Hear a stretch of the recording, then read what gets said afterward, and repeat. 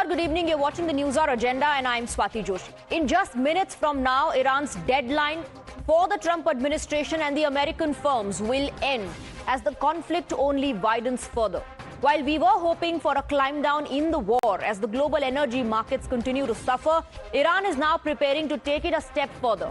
The IRGC issued a warning to target 18 American companies, threatening major US tech and aerospace firms to evacuate their offices. In the Gulf region, as according to Iran, these companies are now legitimate targets because they are responsible for high-tech warfare that has led to the termination of the country's leadership. This is certainly a matter of serious concern not only for American firms but also the entire world, considering the impact it could have on the wider region. Let's just tell you what the financial cost of this latest offensive could be. Let's take a look at the valuations of the companies that are currently on Iran's radar. Here on the big screen, we'll play out the details of the companies that are on the target, on the hit list of Iran. Apple, and look at the valuation, $3.73 trillion. Microsoft, $2.751 trillion. Alphabet, $3.47 trillion. Meta, $1.447 trillion. There are others part of the list as well. Nvidia, $4.23 trillion. Intel, $221.577 billion. Oracle, $423.95 billion. Cisco, $306.565 billion. You then have IBM, $227.461 billion. Dell Technologies, $108.767 billion. Palantir, $349.854 billion. And Tesla, $1.395 trillion.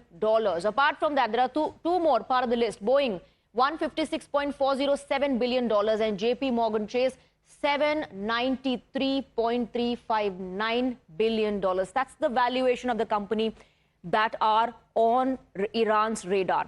The world is paying a heavy price for the war, and this is something that the Trump administration ought to realize sooner or later. After all, the Middle East war has led to major disruption in energy supply around the world after airstrikes that have targeted several major energy production plants across the world.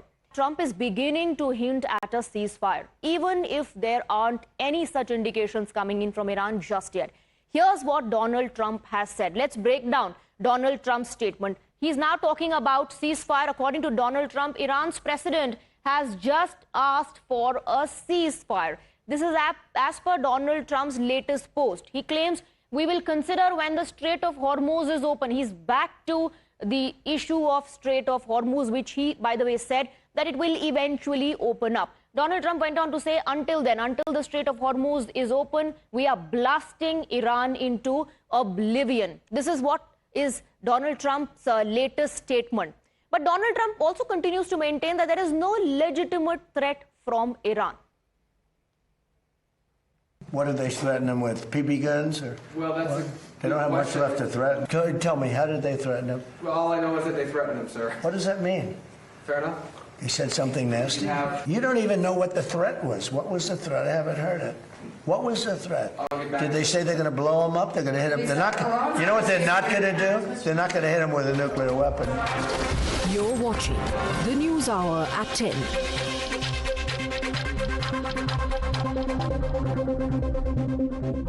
Let's open this up and let's go across to our guests. We're joined by Sushant Sareen, Senior Fellow, ORF. We have Angie Wong, Miami GOP Committee. We have Peter Kuznick, author and professor of history and director of the Nuclear Studies Institute at American University. And we're also joined by Zaki Zaidi, Middle East analyst and former IDSA researcher. Thank you very much for joining us. Let me first go across to Ms. Wong. Ms. Wong, is this a hasty retreat, and is this after realizing how the cost of the war is rising for US as well, especially in wake of the latest ultimatum that has come in from Iran of the American tech companies that are on its radar? No, in fact, it was back in early March when President Trump said this war is going to last 3 to 4 weeks. and here we are at the 4-week mark. I think what he's trying to do is end phase one. Now, he is going to be doing a nationwide speech tonight at 9 p.m. Washington, D.C. time. It has already been leaked that he is negotiating with the new regime president. Now, we don't know who that person is and who he has been negotiating with, but we're going to learn the name of who they are negotiating with in Iran now. The new regime president has called the U.S. for a ceasefire. So I think that's going to be another announcement that is made. And President Trump has said to this new person that he will only commit to a ceasefire once the Straits of Hormuz is reopened. Now, you spoke about the timeline that Donald Trump spoke about this campaign continuing for 3 to 4 weeks. But Donald Trump has said a lot of other things and has went back. There are a lot of flip-flops. He first said that you have to open the Strait of Hormuz within 48 hours. And then he changed that to April 6th. Then he eventually started saying that once we exit, the Strait of Hormuz will open on its own. Now, in the latest, Donald Trump says that Iran wants ceasefire, but we will consider it only when the Strait of Hormuz is open and free. Which statement of Donald Trump is to be trusted? Well, understand that this is, we're in the middle of a military operations. Things are very fluid and things pivot very quickly. So I think he is operating on a minute-to-minute basis. So anything he said 2 weeks ago is not going to apply to today. So we are moving forward. We would love to see a ceasefire. We would love to see, I believe the whole world would like to see the Straits of Hormuz reopened. And we're going to try to get there as quickly as possible. I think last week was all about identifying who is the leadership of Iran. Remember, Trump started talking peace plan, but who was he talking peace plan to? And it took about a week to identify someone that the United States could negotiate with. And I believe that is happening right now. President Trump would not be calling for a White House Oval Office speech at 9 p.m. unless he had enough information to give the world. I want to bring in Sushant Sareen because the Strait of Hormuz was absolutely fine functioning till America and Israel decided to start bombing Iran. And then we saw Donald Trump's multiple statements. Does he really have an exit plan? Do things really change every minute? And is the president really talking to someone in Iran, or is this just a strategy to divert attention? Very difficult to say, Swati, who he is talking to and whether he has a plan. By all accounts, it seems like he's making a plan as he goes along, depending on how things are unfolding, because the original plan seems to have collapsed. Second, he claims that now they're talking to a new regime president, but the new regime president is the same as the old regime's president. Unless there's some new guy who's come in, which none of us know of. Mahmoud Pezeshkian was the president earlier, and he's still the president. And I find it a very strange form of diplomacy that, given the kind of fraught circumstances in which negotiations, if at all any, are taking place, unless only messages are being exchanged, that's different. But if there are some serious negotiations taking place in these fraught circumstances, to openly disclose that you're talking to the president, when everybody knows that the president in Iran is, his role is kind of circumscribed by groups like the IRGC and others, is basically to sabotage that initiative. I don't see how you're promoting that initiative by taking that guy's name. It seems more like you're interested in sabotaging it. Now, we don't know whether Donald Trump is planning to tackle and declare victory and walk out and leave the rest of the world to sort out the mess, or he's planning to double down on the mess he has already created and create a bigger mess. So we don't know about that as of now. We'll probably get some hint, if at all he's serious about whatever he says, tomorrow morning, there tonight. If he's actually serious, he's going to follow through, we'll find out. But he could say something tomorrow, and then day after tomorrow, or maybe by tomorrow morning or there tomorrow morning, he could change his statement and say something completely different. So we don't know how things are going to play out. But as of now, everything seems to be broken. And the Iranians seem to have discovered that they have options which nobody can take away from them now. There's been a lot of talk, Swati, about their missile capabilities being demolished and all sorts of other things. But tell me, you don't need ballistic missiles to stop shipping through the Strait of Hormuz. All you need is drones and fast attack boats to hit a couple of ships maybe a week, and that's it. That's the end of the traffic in that area. And who else is going to go and police that area?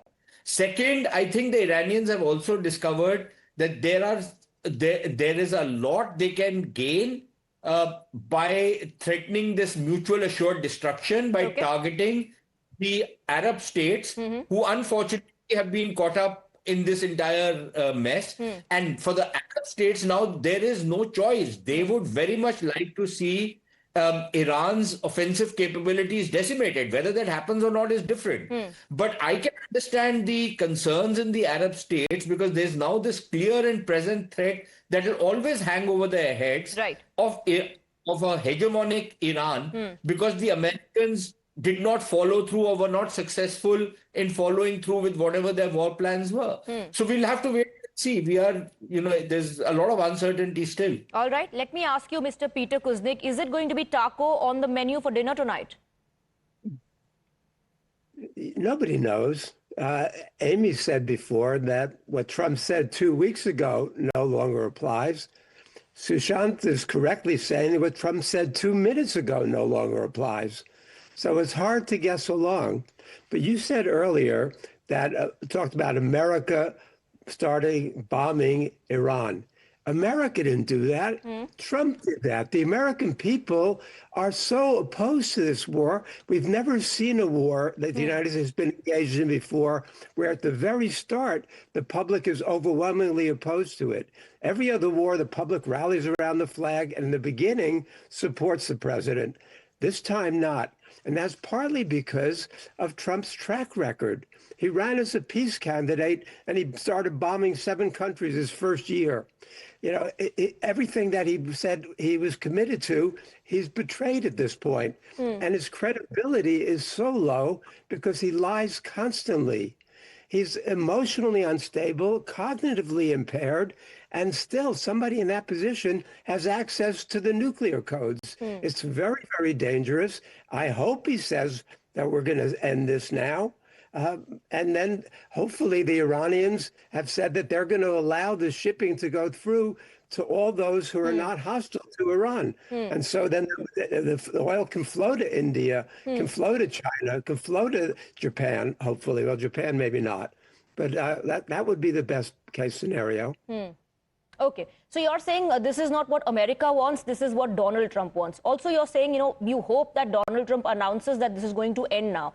And my question is, does Iran want the same thing? Will Iran accept it? Because Iran has made it clear multiple times before this that there'll be consequences. There are some demands that need to be met for the war to end. And before I go across to Mr. Zaidi on that, I quickly want a rebuttal from Angie Wong on what Peter Kuznick is saying, that there's internal backlash for sure. There are reports of Donald Trump's dwindling popularity as well that is forcing him to look at an exit strategy at the moment. Yeah, and I don't look at polls mid-operation. Clearly, we're in the middle of a military operation. No one should be taking polls right now. Let's wait for the outcome of what all this is taking place. And again, war is minute by minute, if not second by second. So you can't take anything that was pre-recorded and then apply it to today. What we do know is that we're trying in the U.S., American reporters are trying to lock down whether or not the Trump administration is directly having conversations with leaders in Iran, or if it's through mediators. What we're learning just a few minutes ago is that Trump had a phone call with Saudi Crown Prince Mohammed bin Salman, and the two sources are acknowledging that there was discussions for a ceasefire. And the Iranian FM, the foreign minister, has just denied any talks. Yes. So clearly the foreign minister has no idea the U.S. is even talking to Iran. And is it a kabuki theater, or are we having real peace talks? So that's what we're going to find out hopefully in the next 24 hours. Okay, so let me bring in Mr. Zaidi. Mr. Zaidi, Donald Trump states in his latest post that Iran is asking for a ceasefire. He's also saying that he is talking to the president of the new regime. Is there a new president of the new regime that has been announced who Donald Trump is really talking to in Iran? literally everybody just like is clueless. Like what next tweet Trump gonna do? Very random stuff. And when he says that he's talking to the new regime, like what regime? He's the same president when that last 12 days war happened. And it's the same regime under whom Hamas chief was killed. And then this is a second war going on for 1 month. So I think just Trump is very desperate for win. He's just looking that, okay, he can sell his this Iran win to his own supporters, MAGA supporters. But things definitely are not going that way. And the problem with him is that he keeps changing those, goalposts every other day. It started from regime change not going to happening. Then it started with, okay, US and Israel have the same common objectives. But now US wants to get out of it, while Israel is very focused on like complete destruction of Iran. Okay, not just military capability, they are targeting their economic capabilities also. They targeted the steel plant, they targeted, pharmaceutical industry and factories. So even both US and Israel, they came together, but now they are diverging. So it's kind of a mess that Donald Trump is not able to wind it up. And Trump, possibly because of Netanyahu, he's riding the escalation ladder. And he's striking on and Iran just announced that, IRGC announced that they will target the commercial interest, Amazon's web services and all the big tech companies, which Iran feels is responsible for, indiscriminate bombing, in the use of artificial intelligence and all sorts of things that they use to bomb the Iranian cities. So that way, because we have seen that when Iran threatened that it's going to attack Qatar, Saudi Arabia, they have hit the biggest refineries. And we are seeing that how Indians, we are all impacted. And definitely, I believe that Iran is going to go ahead with that if their economic interests are deeply hurt. You're saying Iran won't stop at nothing. Let me bring in Sushant Sareen. Sushant Sareen, even if, let's say, Donald Trump announces victory and Donald Trump gives another timeline about an exit strategy, is Iran going to stop? And most importantly, is Israel on board? Because Israel maintains silence, continues to bomb Iran.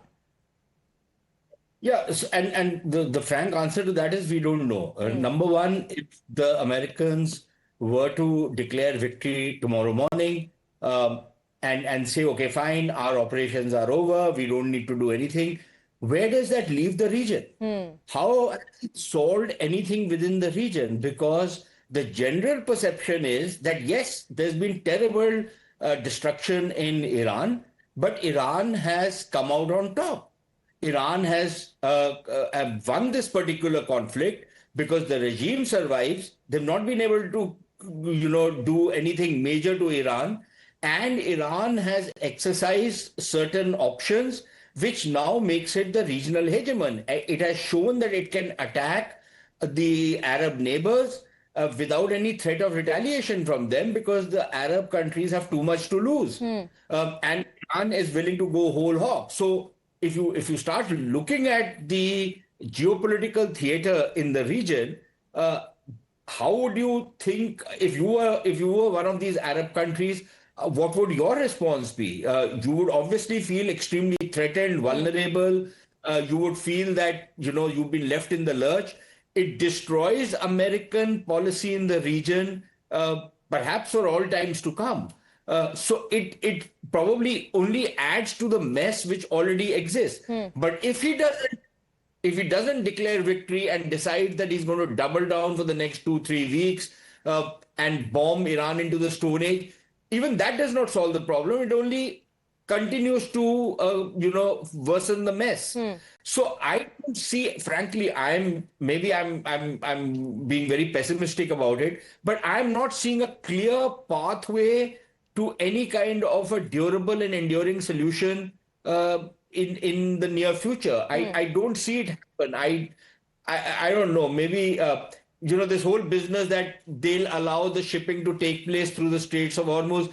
But what if they don't? And even if they were to do it, at least for the next couple of months, maybe even longer, the supply chains have been disrupted. Absolutely. They've been badly disrupted. So that pain is not going away, and that pain is going to spread throughout the globe. Some countries like us, we have insulated our people for some time, but for how long? Absolutely. It's not going to be possible. Absolutely. Peter Kuznick, not only has America not been able to completely obliterate Iran, Donald Trump may want to claim that, but America at this point, or Donald Trump, has definitely jeopardized its relationship with the European allies. That's even before this, the relationship with the European, quote unquote, allies was very, very shaky. And now Trump is threatening to withdraw from NATO. He's saying that the Europeans should fend for themselves in terms of opening up the Strait of Hormuz. Says the Europeans are cowards, that the U.S. has been carrying them. Trump doesn't understand alliances. He doesn't understand the whole post-World War II structure that the United States benefited from, that the United States established. Foreign Minister Lavrov made a speech yesterday, I think it was, talking about how the whole world structure is crumbling now, and we need to have a new peaceful orientation around the BRICS, the Global South, the SCO, and we need to put in institutions, including the United Nations, that can actually speak for the planet in a positive way. Prime Minister Modi has said a few months ago, this is not a time of war. Clearly, it's a time of war, but what he meant was that it should not be a time of war, especially in the nuclear age. We can't solve problems with war. Trump had a bit of a sugar high after he kidnapped the Maduros from Venezuela, and he thought that everybody else was just going to collapse at his feet. All they had to do was send the troops in the region, Witkoff said, and they expected Iran to capitulate. But as Sushant is saying, that didn't happen. And what we've created is havoc. And it's being felt here in the United States, and it's being felt around the world. So we just are on the verge of anarchy of a very, very dangerous sort right now. The world economy is in very, very bad shape. We could go into a recession or a depression in the next few months.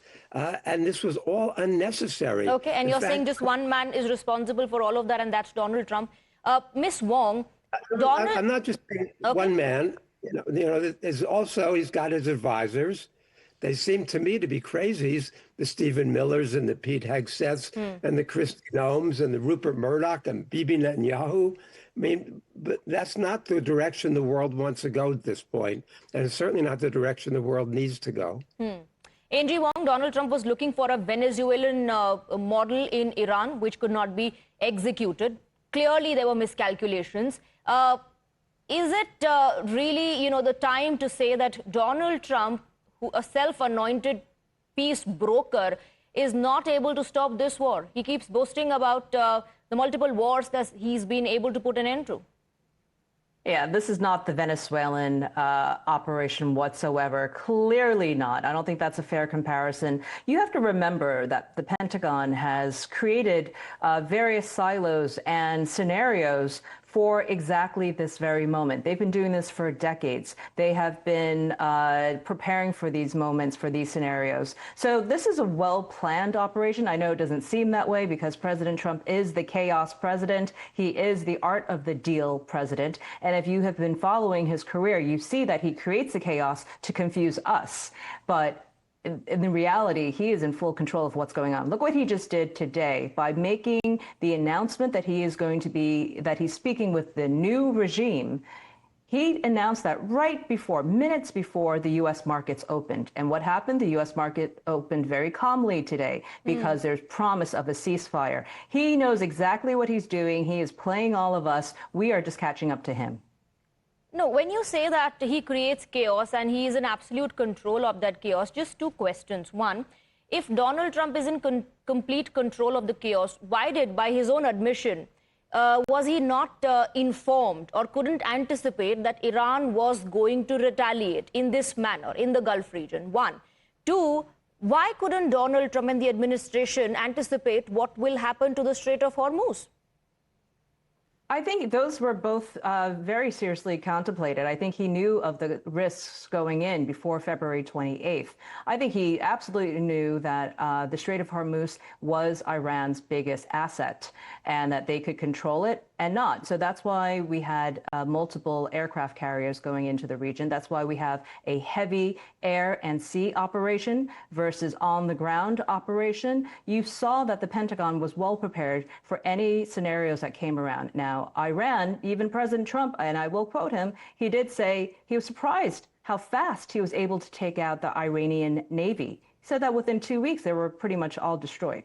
And, we're still, obviously, the world media is looking for that evidence, but it is clear based on the missile strikes and based on their water operation, they're not there anymore. It's very, very light. In fact, they're actually holding on to the missiles. They're firing them one at a time. I don't know, and I don't think this really sends out a message of being in complete control. It does send out a message, Sushant Sareen, of creating a chaos, and especially when you see the president dancing on the stage and saying that it'll be fun to keep bombing the Karg Island, or when he gives statements knowing the impact that it would have on market. One, the message that goes out is of manipulating the market. Two, that the message goes out is of creating chaos for sure. I'm not sure if he's able to control that chaos.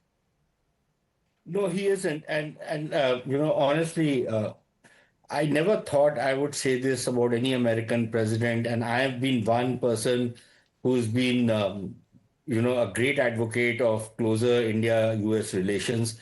But frankly, one has to call out the current administration.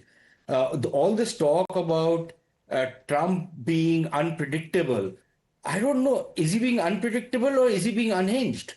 Because it sounds like the latter. What I thought, maybe I got Angie wrong, but I thought what she said was a damning indictment of what Trump is doing when she says that when he issues these statements, he's playing us people. He's not playing you people.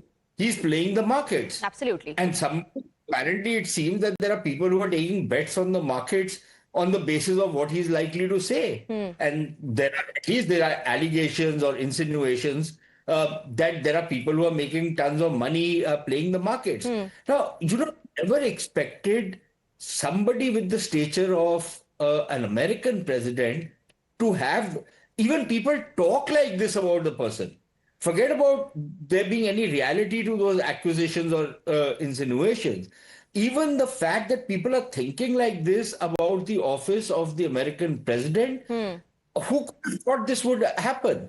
But very clearly this is happening. And frankly, who could have thought that, we would come to a point where we would say that, listen, it's not North Korea which is setting the world on fire. It's America which is setting the world on fire. Who could have imagined that something like this would ever be said? That the greatest risk right now in the world is what the United States is going to do, because there is no clarity on what they're going to do. It's like somebody just running amok. And it's crazy because this is not the way this is supposed to happen. This was nobody ever imagined that country with as much of power as the United States exercises, both economic as well as military, would have a leadership which would be doing what it is doing. It's running amok, and that's crazy, right? Because if they were just fighting among themselves, nobody would have said anything. But now just look at the kind of disruption they have caused around the world, from Japan to the entire Southeast Asia, India, the entire Indian subcontinent, the entire Middle East is up in flames. The impact is being felt in large parts of Africa. Within the US market, the impact of this thing is being felt. The impact is being felt globally. Absolutely. And for what? For what? But you did not have a clear plan. Look, I am agnostic on whether you want to go to war or not. I don't care. That's decisions countries make. But at least have a goddamn plan when you go and do this. Absolutely. At least think through, which they have not through. They haven't thought of second, third order, fourth order effects of what they're going to do. And that is what we never imagined, that, the kind of scholarship there is in America, the kind of professionalism there is in America. Who could have thought that they would get into situations like this where they've simply not thought through things? I want to bring in Peter Kuznick. Peter Kuznick, also to say that the president is playing everyone else and he knows what the master plan is also trivializing the entire situation. It's mocking the plight of people who are losing their lives. Children have died. Children have died in the attacks that have taken place. And people are placing bets. $580 million bets were placed even before Donald Trump spoke about some sort of a dialogue with Iran. This is called manipulating the market. This is not playing people. A new law in politics, American politics. There's a special place in hell for people who profit from war. And we look at the kind of advice that Trump is getting. Pete Hegseth is so bloodthirsty in his comments, so extreme in this Christian crusade rants, that Pope Leo had to speak out and denounce what Hegseth is saying in the name of Christianity. So we're just, as Sushant was saying, to achieve nothing. This is not going to achieve anything. Well, I should change that. It is achieving regime change in Washington. Trump is bringing regime change to Washington.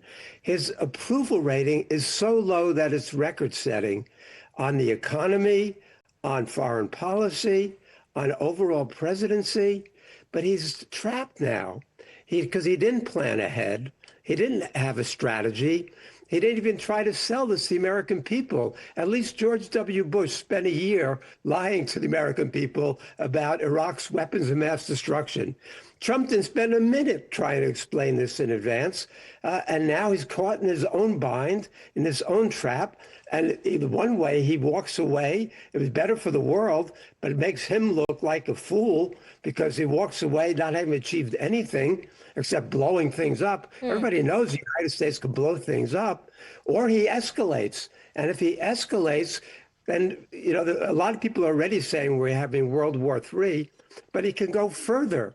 He's broken every taboo except one, the nuclear taboo. And I know there are people around him who are urging him to break that one too. And that's all we need as a global civilization, as a planetary civilization, is to break the nuclear taboo now. But that's, if he's going to go the route of escalation, that's a real possibility. I sure hope it doesn't happen. Okay. Mr. Zaidi, I know, at this point of time, nobody knows what's going to happen or what Donald Trump is going to say. But even if he announces victory, what is, according to your assessment so far in the war, going to be Iran's stand? See, Iran is said multiple times that they are not going to have the ceasefire until and unless they have future guarantees that further aggression doesn't happen. Okay, that's number one point. Another thing is that they want the war reparations. And as we are hearing in the news that they have put sort of a toll system, and they would let the friendly countries like Indian ships are getting through on case-to-case basis. However, for the countries which Iran deems as supporting this aggression or directly involved in the aggression, they would either be blocked or either they would be charged. So that is another thing. Third, Iran under no circumstance is going to let go its nuclear enrichment, the peaceful nuclear enrichment. And however, since this time, the Supreme Leader whose fatwa was applicable till he was alive, since he is no more, his son Ayatollah Mustafa Khamenei is in the charge. And we are yet to hear what it is his stand on nuclear fatwa. So these are the things that are, I believe they are going to be played in negotiations, and they will set up a new security architecture with respect to the Strait of Hormuz and with respect to the, with the neighbors, that it's one of the Iran's preconditions that, okay, we need to have a shared security with the Gulf, and you can't have an American base just right next to us, which can, on its own will come and bomb us. All right. Before I take the question about reshaping West Asia, Sushant Sareen, I quickly want to go across to Angie Wong. And I want your response on what Mr. Kuznick said earlier, that a regime change will happen not in Iran, but in America. Maybe. I mean, look, President Trump is going to be there for at least another 2.5 more years. So there's no regime change happening anytime soon. The reality is President Trump made the announcement there's a new president of Iran, which, his play on words probably means that he is already 2 chess moves ahead and he's already dealing with new leadership, which explains why the Iranian foreign minister has no idea there's even a negotiation happening with the U.S. So I agree with some of what the panelists have said. Clearly, the chaos is working on everybody because at the end of the day, Venezuela was part of this operation in that it secured oil for the Western Hemisphere, and it certainly secured oil for the United States so that we're not entirely dependent on Middle Eastern oil. So I think that all of this, there is a much larger play. If you look at what President Trump had put out on Truth Social, I think it was earlier today or yesterday, he said, buy U.S. oil. We have plenty of it to sell. So you can see already there's going to be a rejigging. What he can call as a victory, hopefully tonight, is that there's no more weaponization of the energy trade by Iran. I think that is what we would call a victory. Secondly, if there is regime change, that would also be a victory. The one lasting mission accomplished that we have not done yet. But isn't it clear to America that there is no regime change happening after Mr. Ali Khamenei? It was Mojtaba Khamenei, still full support of the IRGC. Nothing, untoward happening there as far as the leadership in Iran is concerned. And I think that's where the foreign minister really gives it away in Iran, that he didn't know. So that is the old regime. There is a new regime that may be announced tonight at 9 p.m. our time. But the last mission has not been accomplished yet. So I don't think the U.S. can't entirely leave the region right away, which is to find the enriched uranium. I think until that happens, we can't really leave the region.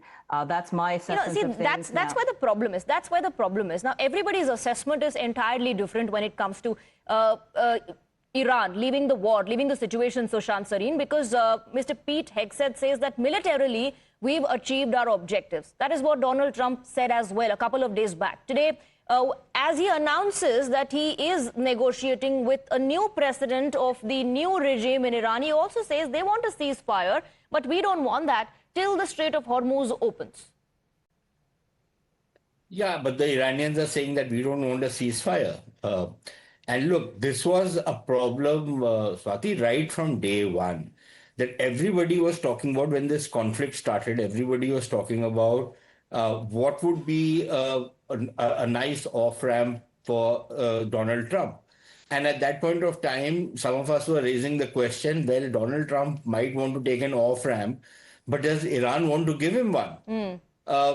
Very clearly, it seems that the Iranians feel, rightly or wrongly, I'm not getting into it. I'm not getting into the rights and wrongs of what is happening. I'm just looking at the situation from how it is playing out. If you look at the Iranian position, it is very clear that they feel that they are on the up and that the Americans have run out of ideas. All that the Americans can do is try and bomb them even more. Which the Iranian regime feels that will actually strengthen the regime because it will create a revulsion for the Americans and their allies. So they think that they will continue to do what they are doing against the Americans, and there is no reason for them to give up. Now, we've heard of talk about a new security architecture. I don't doubt that there will be a new security architecture, but what will be the character of that new security architecture, nobody knows. Absolutely. I think from an Indian perspective, they will try to impose their own hegemony, and for very valid reasons, because they've come out in a war against the greatest power in the world on top, at least in their perception. And they would want to enforce it. The Arab states, if you listen to what is the chatter out there, all the Arab states are extremely nervous and fearful of a hegemonic Iran. They always have had concerns about Iran, but not even more so, because for the first time, in living memory, the Iranians have actually started striking countries like the UAE, Saudi Arabia. And that's the reason why countries like UAE do want Donald Trump to achieve his objective, and also offering help to reopen the Strait of Hormuz. But even if it is an announcement of a victory, who really has won, who has an upper hand, well, we'll have to wait and watch as the situation unfolds. Angie Wong and gentlemen, thank you very much for giving us your time. Thank you for participating in this discussion.